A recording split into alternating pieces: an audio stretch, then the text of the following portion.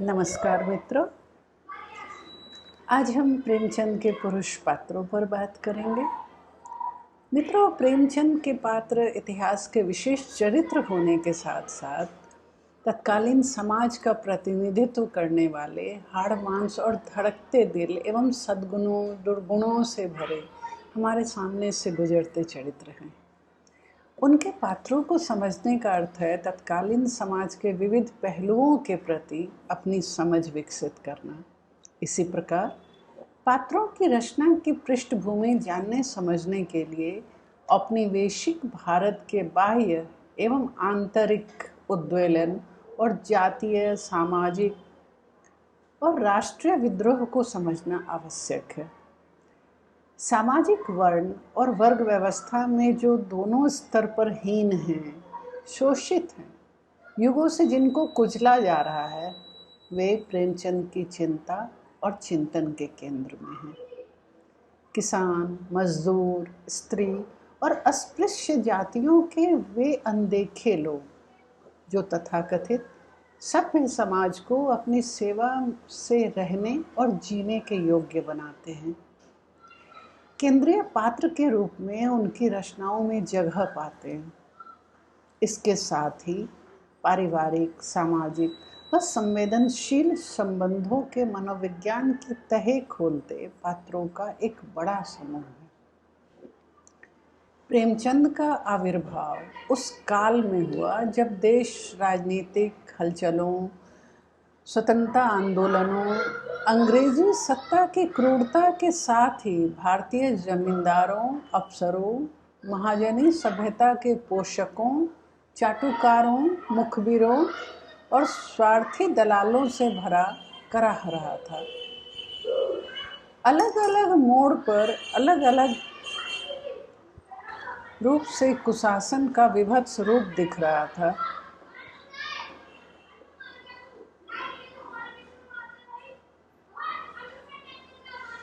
प्रेमचंद का जीवन काल 1880 से 1836 का रहा।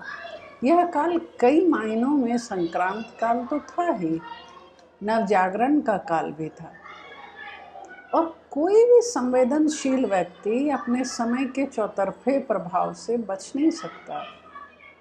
जैसे 1882 में वंदे मातरम गीत ने बंगाल के साथ ही पूरे देश में देशभक्ति और स्वाधीनता की दमित इच्छा को संकल्प में बदला। स्वामी दयानंद ने 1883 में सत्यार्थ प्रकाश लिखा और उसमें लिखा कि कोई कितना ही कहे परंतु स्वदेशीय राज्य सर्वोपरि होता है। 1896 में रविन्द्रनाथ टैगोर ने कांग्रेस अधिवेशन में पहली बार गीत गाया। इसी प्रकार कई संस्थाएं जन जागरण में लगी थीं। दूसरी ओर पारिवारिक संबंधों में उनके ताने बाने में ढील आ रही थी। पुरुषवाद चरम पर था, जिसके विरोध में स्त्री चेतना सजग होने लगी थी। 20वीं सदी के आरंभिक वर्षों में जब प्रेमचंद ने कलम उठाई, तब उनके समक्ष ब्रिटिश साम्राज्य के साथ ही भारतीय सामंतवाद का विद्रूप चेहरा था, जिनके खिलाफ उन्होंने शब्द रचे, कथानक चुने और उनके अनुरूप पात्रों की रचना की। जैसा कि मैंने पहले भी कहा कि स्त्री पात्रों पर पहले चर्चा हो चुकी है, तो जहाँ तक पुरुष पात्रों के चरित्र गठन की बात है, इन्हें कुछ वर्गों में विभाजित किया जा सकता है। पहला, उच्च वर्ग और वर्ण के पात्र जो सत्ता लोलुप और शोषक हैं, जैसे कि कर्मभूमि के पुरोहित लाला समरकांत, सेठ धनीराम और उनका पुत्र मनीराम, रंगभूमि के मिस्टर क्लार्क, जॉन सेवक, नायक राम और उनके शागिर्द, गोदान के पटवारी, लाला, जमींदार, पंडित दाता दिन, महाजन झिंगुरी सिंह आदि। पूस की रात कहानी का सहना, सदगति के पंडित जी आदि। दूसरा वर्ग आता है उच्च वर्ग और वर्ण के वे पात्र जो सामाजिक ढांचे में बदलाव लाना चाहते हैं और जो न्यायप्रिय हैं, जैसे कि कर्मभूमि के प्रोफेसर शांति कुमार, नायक अमरकांत, रंगभूमि का विनय सिंह, गोदान के मेहता साहब, पंच परमेश्वर के अलगू चौधरी, ऐसे कई और पात्र हैं। तीसरा वर्ग हमने रखा है अंग्रेजों से मुक्ति के साथ ही सामंतवाद से भी मुक्ति हेतु छटपटाते पात्र, जैसे कि गोदान का गोबर और रंगभूमि का सूरदास। चौथा वर्ग है निम्न वर्ग या वर्ण के शोषित पात्र जो विरोध करना नहीं जानते, अपनी दुर्गति को भाग्य का लेखा मानते हैं, जैसे कि गोदान का होरी, पूस की रात का हल्कू, ठाकुर का कुआं का जोखू और सदगति का दुखिया। अगला वर्ग अगर हम देखें तो निम्न वर्ग और वर्ण के वे पात्र जो तत्कालीन सामाजिक कुव्यवस्था से मुक्ति के लिए प्रयासरत हैं, जो शोषण के खिलाफ आवाज़ उठाते हैं, जैसे कि रंगभूमि का सूरदास और आगे चलकर इस आंदोलन में शामिल होने वाले अन्य सभी। इसी प्रकार कर्मभूमि में अमरकांत के नेतृत्व में व्यवस्था के विरुद्ध, कुव्यवस्था के विरुद्ध, शोषण के विरुद्ध आवाज़ उठाते वे दलित और किसान। एक वर्ग ऐतिहासिक पात्रों का भी है, जैसे कि राजा विक्रमादित्य और रानी सारंधा आदि। अगला वर्ग अगर हम देखें तो ये सहायक पात्रों में अधिक हैं, जैसे मध्य वर्ग, निम्न वर्ग, निम्न मध्य वर्ग और वर्ण के ऐसे पात्र जो आपस में ही लड़ते भिड़ते मगर दुख सुख में साथ साथ रहते हैं। कुछ में अलगाव या मनमुटाव भी पनपता है जो नफरत को जन्म देता है, कुछ में स्वार्थ भाव प्रबल हो जाता है। धर्म भीरुता उनकी नसों में बसी होती है, जैसे कि गोदान का हीरा, भोला, दो बैलों की कथा का गया, कफन के घीसू माधव, रंगभूमि के बजरंगी, भैरव, जगधर, ताहिर अली आदि, पंच परमेश्वर के जुम्मन मियाँ, समझू साहू और कुसुम कहानी में कुसुम का पति। इस तरह के और भी कई पात्र हैं। एक और वर्ग पुरुष मानसिकता के पात्र तथा कोमल हृदय के पात्र।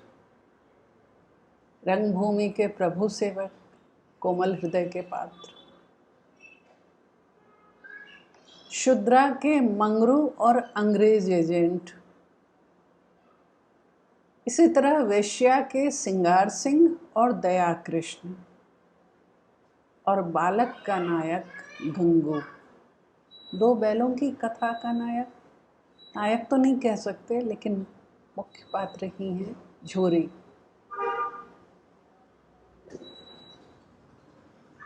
इनमें से अधिकांश सहायक पात्र हैं जो बाद में मैंने वर्ग में जिनको मैंने रखा, किंतु इनकी भूमिका कहानी को बल देती है, कथानक को बल देती है। तो इनकी उपस्थिति दर्ज करना जरूरी है जब हम पुरुष पात्रों की बात करते हैं। प्रेमचंद ने साहित्य का उद्देश्य विषय पर अपना वक्तव्य देते हुए कहा था कि साहित्यकार के अंदर टीस अथवा पीड़ा ही साहित्य की रचना करवाती है। मैं फिर से दोहराती हूँ, साहित्यकार के अंदर टीस अथवा पीड़ा ही साहित्य की रचना करवाती है। उन्होंने यह भी स्वीकारा कि रचनाकार जब अपने युग और समाज से जुड़ता है तब युग के नए विचारों, वादों और दृष्टिकोणों का प्रभाव उसकी रचना पर भी पड़ता है। और सच्चा साहित्यकार वही है जो व्यक्ति, समाज, देश और मानवता के प्रति उत्तरदायी हो। साहित्य जीवन की आलोचना है, चाहे वह जिस विधा में हो। उसे हमारे जीवन की आलोचना और व्याख्या करनी चाहिए। साहित्य को सच्चाई का दर्पण मानते हुए उन्होंने प्रमुख पात्रों में मनुष्य की अंतर्वृत्तियों जैसे कि आत्मत्याग, सेवा, बलिदान, धैर्य, साहस, उदारता, सहिष्णुता, विशालता आदि का समावेश चाहा है। वे यह भी कहते हैं, यह भी मानते हैं कि समाज केवल सच्चरित्रों से नहीं भरा है, इसलिए उनके पात्र भी दोनों चरित्रों के हैं। समाज में व्याप्त तमाम असंगतियों के बावजूद प्रेमचंद कोरे यथार्थवाद के पोषक कभी नहीं रहे। उनकी दृष्टि में साहित्य मानव चरित्र की कालिमाएं ही नहीं, उनका उज्जवल पक्ष भी दिखाता है। साहित्य का उत्थान राष्ट्र का उत्थान है। कर्मभूमि के अमरकांत और प्रोफेसर शांति कुमार, रंगभूमि के सूरदास और विनय सिंह, पंच परमेश्वर का अलगू चौधरी, बालक कहानी का गंगू, वेश्या का दया कृष्ण और गोदान के होरी और मेहता जैसे पात्र साहित्य के आदर्शपरक पक्ष को उभारते हैं और साहित्य का लक्ष्य पूरा करते हैं। प्रेमचंद के अनुसार जीवन में सत्य और असत्य दोनों हैं। सत्य का स्वरूप समय के अनुसार बदलता है। आज का सत्य मानवीय गुणों एवं मुक्ति में है। जीवन में जो दमित, पीड़ित तथा शोषित है मगर मानवीयता से पूर्ण है, वही सत्य है। गोदान का होरी, पूस की रात का हल्कू, रंगभूमि का सूरदास इसी मानवीयता से पूर्ण है। प्रेमचंद साहित्य के भीतर मानवीय सौंदर्य का होना अनिवार्य मानते हैं। वे इस आध्यात्मिक प्रेम की ऊंचाई को स्वीकार करते हुए साहित्यकार का इसमें पगा होना भी आवश्यक मानते हैं। इसलिए उन्होंने पात्रों के मुरझाए हुए होठों और कुम्हलाए गालों के आंसुओं में नफरत, दिखावा और सुकुमारता की जगह त्याग, श्रद्धा और कष्ट सहिष्णुता के गुण दिखाए हैं और झोपड़े और खंडहर को मनुष्यत्व की परिधि में शामिल करते हुए सौंदर्य, सुरुचि, आत्मसम्मान और मनुष्यत्व पूर्ण नायक की रचना की है। जैसा कि हमने पहले भी चर्चा की है कि प्रेमचंद के पात्र काल्पनिक नहीं हैं, वे जीते जागते संसार के बीच से चुने गए हैं। हाँ, यह जरूर है कि किसी व्यक्ति के नाम तो किसी अन्य के चारित्रिक गुणों को मिलाकर पात्रों की नई रचना की गई, किंतु कभी कभी एक ही व्यक्ति के नाम, रूप, गुण के अनुरूप पात्र रचे जाते थे। जैसे कि रूठी रानी के पुरुष पात्र रानी के पिता की रचना प्रेमचंद की सौतेली माँ के पिता के व्यक्तित्व के अनुरूप हुई है, केवल नाम बदला हुआ है। उनके पात्र अपने आसपास के वातावरण के साथ सामंजस्य स्थापित कर तत्कालीन सामाजिक अवस्था को व्यापकता से प्रस्तुत करने में सक्षम होते हैं। जैसे कि रंगभूमि उपन्यास के नायक गांधीवादी राजनीति से रूबरू कराने में सक्षम हैं। स्वयं भिखारी सूरदास का जीवन चरित्र गांधी का अनुगमन करता है। इसी प्रकार विनय सत्याग्रही समाजसेवियों का प्रतिनिधित्व करता है। नंदुलारे वाजपेयी सूरदास को स्वाधीनता कामी भारतीय जीवन का प्रतिनिधि मानते हैं। प्रेमचंद की कुछ कहानियों जैसे हिंसा परमो धर्म, मंदिर, शुद्धि, इस्तीफा, जुलूस, समर यात्रा, शराब की दुकान, सुहाग की साड़ी, मैकू, आहुति, जेल, अनुभव आदि में गांधी सत्याग्रह के विभिन्न पहलुओं की झलक उनके पात्रों के कृत्यों में मिलती है। कर्मभूमि एवं रंगभूमि के साथ ही कायाकल्प एवं गबन के पात्र भी अपने युग की राजनीतिक परिस्थितियों से लड़ते, गुलामी से मुक्ति की छटपटाहट लिए स्वदेशी का नारा लगाते नजर आते हैं। देवीदीन कहता है, अभी तुम्हारा राज नहीं है, तब तो तुम भोग विलास पर इतना मरते हो। जब तुम्हारा राज हो जाएगा तब तो तुम गरीबों को पीस कर पी जाओगे। ये गबन से है, पृष्ठ 171 172। प्रेमचंद के अधिकांश पात्र वर्ण व्यवस्था की चक्की में पिसते, कराहते, घुटते, हाशिए पर टंगे अनदेखे त्रिशंकु जैसे हैं, तो कुछ इस कुव्यवस्था के विरोध में उठ खड़े हुए चैतन्य।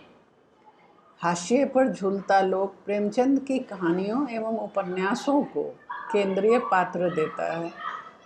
उनके जीवन की विषाक्तता, पीड़ा, संघर्ष सब आसपास के चलते फिरते सांस लेते मानव समाज की व्यथा कथा है। प्रेमचंद मजदूरों, किसानों को महसूसते हैं। यह होरी, हल्कू, दुखिया आदि पात्रों की जीवन गाथा से स्पष्ट हो जाता है। गरीबी, महाजनों की फांस, जाति धर्म के नाम पर फैली अनीति, हुक्का पानी बंद करने की धमकी, समाज से बहिष्कार का भय, किस प्रकार गरीब शोषित किसान को भूमिहीन मजदूर बनने पर विवश करता है और किस प्रकार मरते दम तक महाजन के कर्ज से उरीन ना हो पाने की व्यवस्था जानलेवा होती है। गोदान के होरी का जीवन इसका खुला दर्पण बन जाता है। शोषण चक्र में पिसते होरी द्वारा फूल सी बेटी का अधेड़ विधुर के साथ विवाह करवाना, जो उसे कभी पति का सुख नहीं दे सकता। यहाँ होरी की दयनीय स्थिति के माध्यम से प्रेमचंद ने सामाजिक कुव्यवस्था पर सवाल खड़ा किया। इसी प्रकार हल्कू, एक ऐसा गरीब किसान जो साहूकारों के चंगुल में फंसा है और जो खेत की रखवाली करता हुआ पूस की हाड़ कपाती शीतलहरी को बिना कंबल के झेलने के लिए विवश होता है।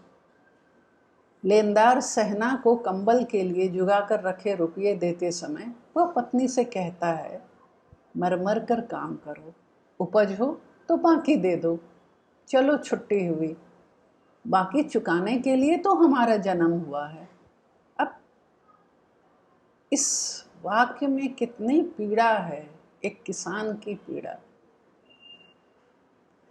खेत के मचान पर घुटनों को गर्दन में चिमटाने पर भी उसे राहत नहीं मिल रही। इस समय पूंजीपतियों, साहूकारों और महाजनों के लिए वह सोचता है, तकदीर की खूबी है, मजूरी हम करें, मजा दूसरे लूटे। और ये वाक्य यह साबित करते हैं कि प्रेमचंद कितनी शिद्दत से, कितनी गहराई से किसानों की पीड़ा को, मजदूरों की पीड़ा को, वर्ण व्यवस्था के सताए लोगों की पीड़ा को समझते थे। रंगभूमि का गरीब मगर न्यायप्रिय परोपकारी सूरदास स्वार्थी गांव वालों के द्वारा साथ नहीं दिए जाने पर भी अपनी जमीन पर कारखाना ना खोले जाने का अकेला विरोध करता रहता है और सबके मिली भगत से हार का सामना भी करता है। उसकी पुश्तैनी जमीन छिन जाती है, मगर जब उसकी झोपड़ी भी छीने जाने की कोशिश होती है तो वह अड़ जाता है। विरोध होता है, विद्रोह होता है, डराया जाता है, धमकाया जाता है, लेकिन वह नहीं मानता। और इस क्रम में अंग्रेज सेनापति मिस्टर क्लार्क की गोली से वह घायल हो जाता है और अंततः मौत के गले लगता है। उसकी शहादत सामंतशाही व्यवस्था के साथ ही पूंजीपतियों के अनाचार का पर्दाफाश करती है। प्रेमचंद के ये पात्र उनके ही सिद्धांतों और विचारों का जामा पहनकर हमारे सामने आते हैं। होरी की विशेषता उसका शोषण चक्र में पिसा जाना नहीं है, बल्कि उसके हृदय की उदारता, धर्म भीरुता, मान मर्यादा की रक्षा के प्रति सोच है। किंतु ये विशेषताएं उसे महान नहीं बनाती। जीवन को बस एक गुमनाम अंधेरा सौंप जाती हैं और सूरदास, सूरदास मानवीय मूल्यों का संवाहक बन जाता है। ये दोनों पात्र कहीं किसी बड़े लक्ष्य तक नहीं पहुंचते, किंतु फिर भी दोनों के चरित्र में जो भेद है, जो अलगाव है, वह कृषक समाज और हठी सत्याग्रही का है। वास्तविकता है कि लाखों होड़ी आए दिन बेमौत मरते हैं और हजारों सूरदास अपनी अपनी हद में अन्याय के खिलाफ लड़ते हुए शहीद होकर भी शहीद नहीं कहलाते।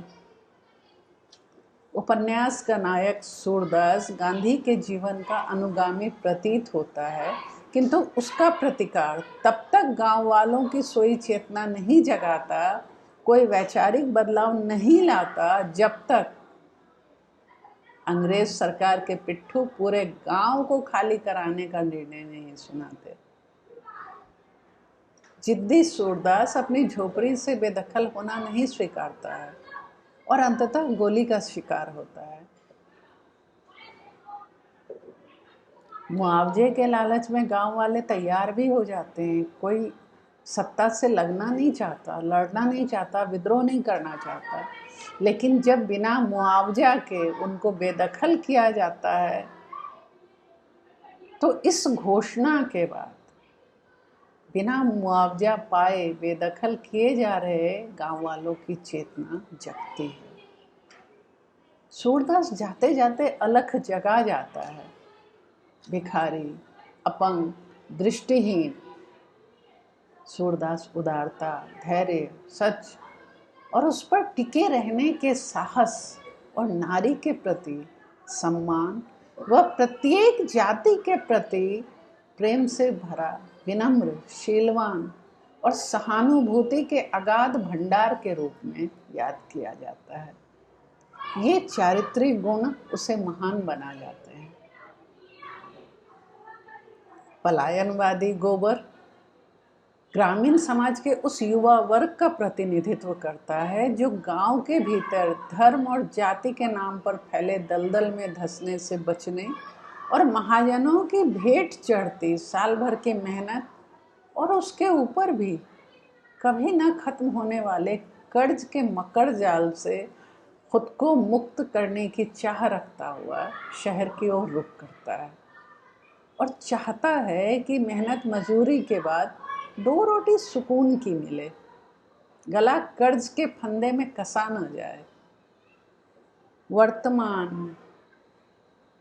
वर्तमान गोबर के बाद की पीढ़ियों के पलायन का कोरा सच दिखा रही है। गांव खाली हो रहे हैं, खेत बंजर हो रहे हैं, किसानों के बच्चे शहर की ओर भाग रहे हैं। वे मजदूरी करके ही जीवन यापन करने में खुश हैं, लौटना नहीं चाहते।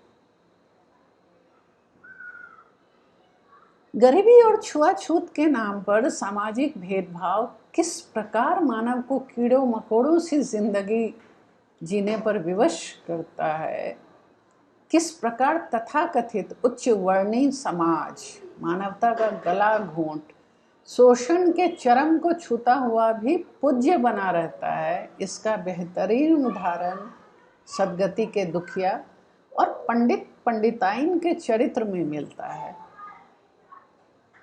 गरीबी और अस्पृश्यता की दोहरी मार झेलता भोला दुखिया पंडित पंडिताइन को देवताओं का प्रतिनिधि मानता हुआ पंडिताइन द्वारा जलता अंगारा फेंकने पर भी उसे अपने कर्मों का प्रायश्चित मानता है। उसे क्रोध नहीं आता और सुबह से शाम तक पंडित जी के घर भूखा प्यासा काम करता हुआ, लकड़ी चीरता हुआ अंततः दुनिया से कूच कर जाता है। उसकी लाश को पंडित जी चील कौवे का भोजन बनने के लिए छोड़ देते हैं और स्वयं नहा धोकर दुर्गा पाठ पढ़कर पवित्र हो जाते हैं। किसी भी समाज का ऐसा कलुषित चरित्र मानवता के हित में नहीं कहा जा सकता। अफसोस इस बात का है कि प्रेमचंद के ये पात्र पन्नों से निकलकर 21वीं सदी के दूसरे तीसरे दशक में भी अवहेलना और अपमान का वही दंश झेल रहे हैं। और झेलने वाले वे लोग हैं जो सिर्फ वर्ण से निम्न नहीं है, वर्ण से दलित नहीं है, वर्ग से भी निम्न है, वर्ग से भी दलित है, यानी गरीब और गरीबी की सीमा रेखा से भी नीचे रहने वाले लोग। अपमान उनका होता है, अवहेलना उनकी होती है, उन्हें मानव नहीं समझा जाता। ठीक इसी प्रकार ठाकुर का कुआं का बीमार जोखू एक लोटा पेयजल के लिए, पीने योग्य पानी के लिए तरस जाता है, जबकि गांव में ठाकुर और साहू जी के कुएं मौजूद हैं, यानी 2 कुएं मौजूद हैं। उसकी पत्नी सांझ गहराने के बाद चोरी से 1 लोटा पानी भरकर लाना चाहती है, मगर जोखू उसको जाने से रोकता है, उसको आगाह करता है, हाथ पांव तुड़वा कर आएगी और कुछ ना होगा, बैठ चुपके से। ब्राह्मण देवता आशीर्वाद देंगे, ठाकुर मारेंगे, साहू 1 के 5 लेंगे। गरीबों का दर्द कौन समझता है? हम तो मर भी जाते हैं तो कोई द्वार पर झांकने नहीं आता, कंधा देना तो बड़ी बात है।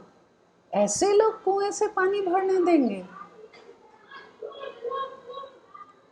जोखू की पत्नी गंगा किसी तरह उसको मनाती है और ठाकुर के कुएं तक जाती तो है, मगर ठाकुर का दरवाजा खुलते देख जान बचाकर भागती है और घर पहुंचने पर प्यास से तड़पते जोखू को गंदा विषैला पानी पीते देखती है। और ये आज का भी सच है। प्रेमचंद के ये पात्र हमारे आसपास होते हुए भी हमारी आंखें नहीं खोलते। इस कहानी के जोखू और दुखिया के दर्शन एक साथ जूठन में हो जाते हैं। सदगति के दुखिया और इस कहानी के जोखू के दर्शन हम एक साथ जूठन उपन्यास आत्मकथा में कर सकते हैं। जूठन दलित लेखक ओम प्रकाश वाल्मीकि के जीवन का कड़वा सच, उनकी आत्मकथा। दरअसल इस समाज द्वारा केवल उनकी भोगी हुई व्यथा कथा नहीं है, अनगिनत हैं वे लोग जो मानव होने की गरिमा कभी महसूस ही नहीं पाए, उन्हें महसूसने दिया नहीं गया, युगों से सताए गए, युगों से अवचेतन में जीते हुए लोग। ओम प्रकाश वाल्मीकि की कहानी ठाकुर का कुआं में प्रेमचंद के पात्र, वाल्मीकि जी के पात्र और समाज के रूप में नजर आते हैं। महाराज मनु की कर्मणा वर्ण व्यवस्था को कालांतर में जन्मना वर्ण व्यवस्था में बदलने वाले समुदाय ने अपने स्वार्थ की खातिर अपने ही समाज के एक महत्वपूर्ण अंग को सड़ता गलता अंग बनाकर छोड़ दिया। उनका इस समाज में होना एक अपशब्द की तरह रहा। प्रेमचंद के समय यह भेद अपेक्षाकृत अधिक गहरा रहा, जिस ओर समाज का ध्यान आकर्षित करना उन्होंने अपना कर्तव्य समझा। और यह वही समय था जब स्वामी दयानंद ने आर्य समाज की स्थापना के साथ कर्मणा वर्ण व्यवस्था की घोषणा की थी। उन्होंने इसकी वापसी चाही थी कि सामाजिक में वर्ण की व्यवस्था जन्मना ना हो, कर्मणा हो। और अगर ऐसा हो तो समाज कितना ऊंचा जाएगा। प्रेमचंद ने अपने दीनहीन शोषित पात्रों को केवल सहने तक सीमित नहीं रखा, उन्हें प्रतिकार के स्वर भी दिए। सदगति में दुखिया पंडित पंडिताइन को ईश्वर का रूप मानकर उनके अत्याचार सहता रहता है, काम करता रहता है, लेकिन उसका साथी गोंड उसको समझाता है कि वह पंडित को खुश करने के लिए यूं अपनी जान ना दे, घर चला जाए। उसको यहाँ तक कहता है कि उसकी जगह वह होता तो इस तरह खुद को कभी हलकान ना करता। दुखिया की मृत्यु हो जाती है। उसकी मृत्यु का समाचार पाकर सारा टोला इकट्ठा होता है, मगर दुखिया की पत्नी विद्रोह का स्वर अपनाती है और उसके विद्रोह को सामूहिक स्वर बनाते हुए कोई भी उसकी लाश को वहां से ले जाने को तैयार नहीं होता। पंडित जी के डराने, धमकाने, मनाने का कोई फर्क नहीं पड़ता, वे चले जाते हैं वहां से और अंततः पंडित जी स्वयं लाश को रस्सी से घसीटकर गांव से बाहर ले जाते हैं। इसी प्रकार का विरोध गोदान में भी देखने को मिलता है। अस्पृश्य सिलिया के साथ प्रेम के नाम पर देह संबंध बनाता माता दीन, पंडित माता दीन, जब उसे पत्नी का दर्जा नहीं देता तो सिलिया के समुदाय के लोग माता दीन को पकड़कर उसके मुंह में जबरन मांस का टुकड़ा ठूसते हैं और उसकी जाति भ्रष्ट करते हैं। उनका तर्क उपन्यासकार का तर्क है, जिसका भाव है कि हम तुम्हारी तरह उच्च जाति के नहीं हो सकते, मगर तुम्हें अपनी जाति में तो शामिल कर सकते हैं, और सिर्फ मांस खाने भर से तुम्हारी जाति अगर भ्रष्ट हो सकती है तो हमें तुम्हें अपनी जाति में लेने में कोई संकोच नहीं है। इन पात्रों का आक्रोश सामाजिक कुव्यवस्था के प्रति जन चेतना का आगाज है।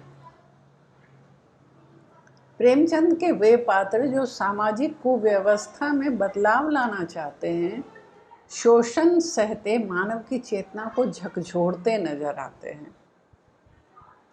कर्मभूमि का अमरकांत किसान आंदोलन का प्रतिनिधित्व करता है। इनमें निम्न वर्णीय जातियां अधिक हैं, कहना चाहिए तथाकथित निम्न वर्णीय जातियां, जो अमरकांत के नेतृत्व में सत्ता और हुकूमत से लोहा लेने को आगे बढ़ती है। इधर सुखदा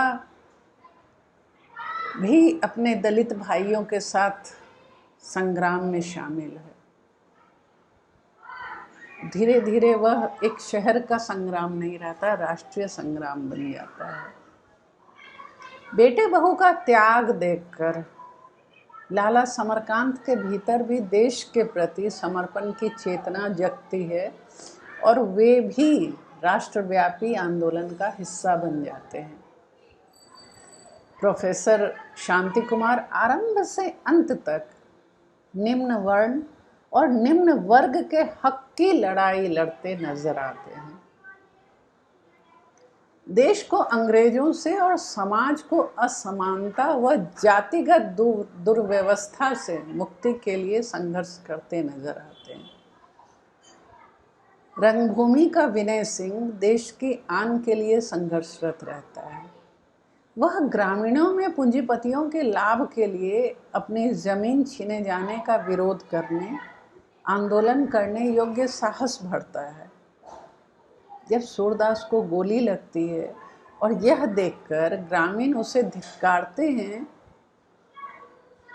विनय को धिक्कारते हैं और खुद भी गोली खाने को तत्पर होते हैं, तो उन ग्रामीणों के विवेक रहित जोश को रोकने और अपने ऊपर लगाए कलंक को मिटाने के लिए विनय सिंह अपनी ही पिस्तौल से आत्महत्या कर लेता है। उसकी मृत्यु ग्रामीणों के क्रोध को पानी कर देती है। वह अमरता को प्राप्त करता है। पात्रों की रचना के संदर्भ में मार्कंडेय मानते हैं कि अनुभवों और लंबे रचनात्मक अभ्यास के दौरान प्रेमचंद ने टाइप चरित्रों के महत्व को समझा था। वैसे भी यथास्थितिवादी सामाजिक संरचना टाइप चरित्रों का कारखाना हुआ करती हैं, जो कुछ ही मूल्यों के सिक्के लगातार ढालता रहता है। कहना ना होगा भारतीय इतिहास और परंपरा की गहरी समझ रखने वाला ही इस गुर को पहचान सकता है। गांधी ने इसे खूब समझा था। दूसरा नाम प्रेमचंद का ही लेना होगा। दोनों ने ही भारतीय मानस पर जो छाप छोड़ी है वह इतिहास में एक युग की पहचान के लिए सदा याद की जाएगी। ये गोदान में चरित्रांकन लेख में से लिया गया है।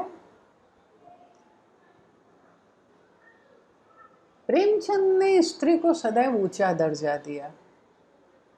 वेश्या कहानी के दया कृष्ण की दृष्टि में स्त्री देह नहीं, प्रेम की प्रतिमूर्ति, स्नेह, ममता और औदार्य का खजाना है, जिसके चरणों में खुद को समर्पित किया जाना चाहिए। बालक में गंगू बदनाम की जा रही विधवा गोमती से न केवल विवाह करता है, बल्कि उसके गर्भ में पल रहे शिशु को देवताओं से मिले उपहार की भांति स्नेह और सुरक्षा देता है। इसके विपरीत प्रकृति का पात्र है सिंगार सिंह। कुसुम में पुरुषवादी मानसिकता के लोगों के प्रति लेखक के शब्द हैं।